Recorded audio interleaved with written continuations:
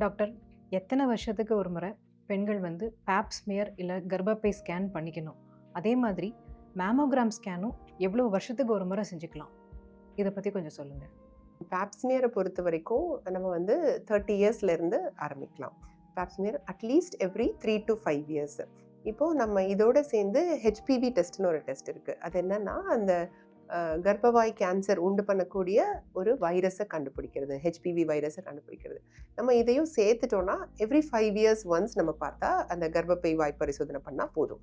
Ultrasound ஸ்கேனுங்கிறதுமே வந்து நம்ம regular checkup போகும்போது ஒரு இயர்லி ஒன்ஸ் நீங்கள் ஒரு அல்ட்ராசவுண்ட் பார்த்துக்கிறது நல்லது தான். நம்மளோட மாஸ்ட் ஹெல்த் செக்கப் போகும்போது ஆஃப்டர் 30 கண்டிப்பாக அல்ட்ராசவுண்ட் பார்த்துக்கிறது நல்லது.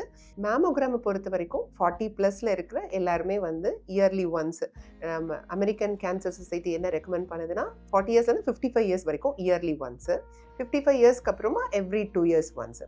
ஒருவேளை நம்ம ஃபேமிலியில் யாருக்காச்சும் ஒரு கேன்சர் இருந்திருக்கு, ஃபேமிலி இந்த சென்ஸ் யாராக இருக்குன்னா நம்மளோட பிளட் ரிலேஷன்ஸ், அப்பா கூட பிறந்த அத்தை, உங்கள் கூட பிறந்தவங்க யாருக்காச்சும் இருந்தது, இல்லை அம்மா இல்லை சித்தி இல்லை பெரியம்மா இவங்களுக்கு, ஸோ மெட்டர்னல் சைட்லேயும் சரி பெட்டர்னல் சைட்லேயும் சரி நம்மளோட க்ளோஸ் பிளட் ரிலேட்டிவ்ஸ்க்கு யாருக்காச்சும் இந்த மாதிரி ஃபேமிலியில் ஒரு ஹிஸ்ட்ரி இருந்ததுன்னா அவங்களுக்கு எந்த டைமுக்கு வந்தது, எந்த வயசில் வந்ததோ அதுலேருந்து 7 வருஷத்துக்கு முன்னாடியே நம்ம வந்து மேமோகிராமுக்கு போயிடுறது நல்லது. அப்படி எந்த ஃபேமிலி ஹிஸ்ட்ரியும் இல்லைன்னா 40 இயர்ஸில் நம்ம வந்து ஸ்டார்ட் பண்ணிக்கலாம் இந்த மேமோகிராம் பரிசோதனை. இந்த சர்விக்கல் கேன்சர் பரிசோதனை வந்து 30 இயர்ஸ்லேருந்து ஸ்டார்ட் பண்ணலாம். ஒன்று 30 இயர்ஸ், இல்லைனா மேரேஜ் ஆயிடுச்சு, மேரேஜ் ஆனோன்னா அட்லீஸ்ட் 3 இயர்ஸ் கழித்து நம்ம வந்து பேப்ஸ்மியர் பரிசோதனை பண்ணலாம். ஒரு லைஃப் டைமில் அட்லீஸ்ட் ஒரு 3 ஸ்மியர்ஸாவது நம்ம எடுத்துடணும். 3 பேப்ஸ்மியர் நெகட்டிவ் இருந்ததுன்னா நமக்கு அந்த ரிஸ்க்கு இல்லைன்னு அர்த்தம். ரொம்ப நாளாக கருத்தடை மாத்திரை சாப்பிட்றதுனால ப்ரெக்னன்சியில் ஏதாவது பாதிப்பு ஏற்படுமா டாக்டர்? கருத்தடை மாத்திரைகளை ரெகுலராக எடுத்துக்கிட்டா ஃபெர்டிலிட்டியை பாதிக்குமா அப்படின்னா, பாதிக்கும் அப்படின்னு கிடையாது. தொடர்ந்து எத்தனை வருஷம் எடுத்துக்கிறோம் அப்படிங்கிறத பொறுத்து. ஒரு 3 வருஷத்துக்கு மேலே 5 வருஷத்துக்கு மேலே எடுத்துக்கிறோன்ற போது ஹார்மோன்ஸ் வந்து ஒரு லெவலில் இருக்கும் இல்லையா, அதெல்லாமே வந்து ஒரு மாறுறதுக்கு ஒரு குறிப்பிட்ட டைம் எடுத்துக்கலாம்.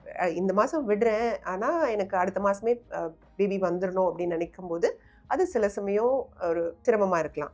மேபி அந்த மருந்தோட எஃபெக்ட் நம்ம உடம்புலேருந்து போனதுக்கப்புறமா அது வந்து ஒர்க் ஆகிடும். ஃபெர்டிலிட்டி அது பாதிக்கும்னு கிடையாது. காப்பர்ட்டிலாம் வைக்கிறாங்க அப்படின்னா அந்த காப்பர்ட்டி எடுத்துட்டா நெக்ஸ்ட் மந்த்லேருந்தே நீங்கள் வந்து எலிஜிபிள் ஆகிடுறீங்க கன்சீவ் ஆகிறதுக்கு.